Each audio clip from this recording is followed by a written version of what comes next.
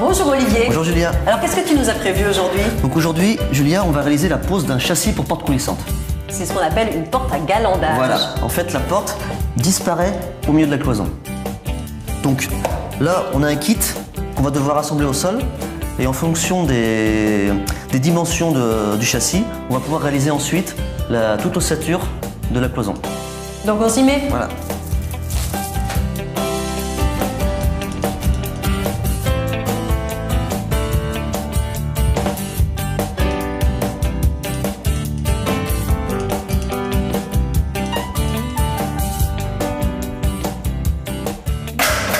Ça y est Olivier, on a fini le ferraillage.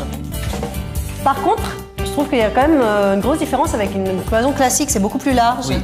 Parce qu'en fait, là, on est obligé de passer en rail de 70 de large pour avoir la largeur suffisante pour intégrer la porte. Pour pouvoir intégrer la porte, voilà, c'est ça. Et maintenant, on peut poser le châssis, tout est prêt pour l'accueillir. Donc là, on a bien repéré le niveau de notre sol fini. Il est très haut ton sol là. Donc on a 12 cm de réservation. Donc 5 pour l'isolant, Oui. environ 5 pour la chape liquide, qui va venir enrober les tuyaux chauffants. Et ensuite, plus le carrelage, on arrive à 12 cm. Et tes cales, tu peux les laisser comme ça. On pourra les laisser, en fait, ils vont être noyés dans l'isolant et la chape. Ok.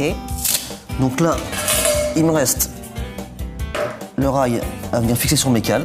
Et ta porte, ton châssis va se poser Le châssis dessus. va venir reposer là-dessus.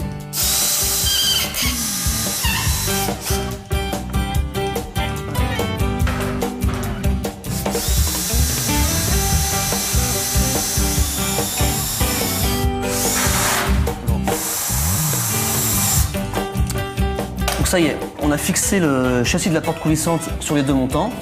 Maintenant, on va pouvoir mettre un rail sur le châssis, au-dessus du châssis. Tiens. Et oui, comme ça, à ce rail-là, on accrochera des montants pour pouvoir poser les plaques de Voilà. plâtre. Et puis là, c'est quand même très large, donc il faut rajouter un montant, me semble-t-il.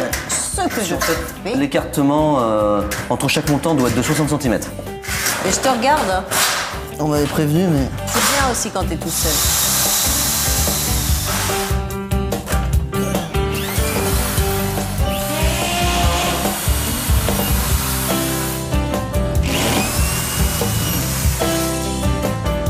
Ah bah elle est beaucoup plus petite celle-là. Ouais. Parce que là, en fait, on arrive au niveau du châssis de la porte coulissante. Et si on met des vis trop longues, la porte ne pourra plus coulisser à l'intérieur.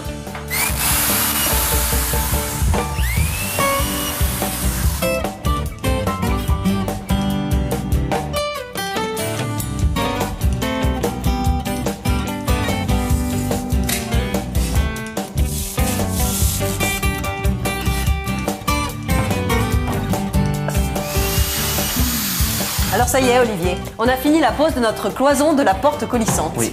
Donc maintenant, on va pouvoir enlever les traverses. Et puis comme ça, on pourra poser la porte. Ah non, à ce stade-là du chantier, on ne peut pas poser la porte coulissante tout de suite. Il faut attendre que le carrelage soit fini. Bon, un des avantages quand même d'une porte coulissante, c'est qu'il n'y a aucun encombrement quand on ouvre et ferme la porte. Voilà.